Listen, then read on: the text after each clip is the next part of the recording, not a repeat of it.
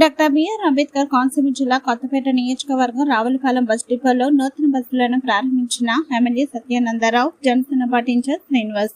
Ravulapalem bus డిపోకు నూతనంగా వచ్చిన 2 బస్సులను రావులపాలెం నుండి హైదరాబాద్ రూట్ నడిపేందుకు కొత్తపేట ఎమ్మెల్యే బండారు సత్యానందరావు, జనసేన ఇన్ఛార్జ్ బండారు శ్రీనివాస్ జెండా ఊపి ప్రారంభించారు.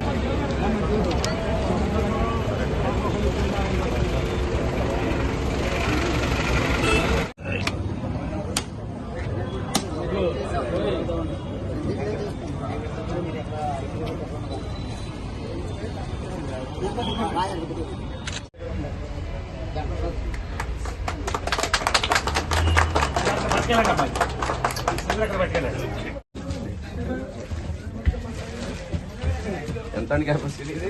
36 సీట్లు. 36 సెమీ లగ్జరీ సూపర్ లగ్జరీ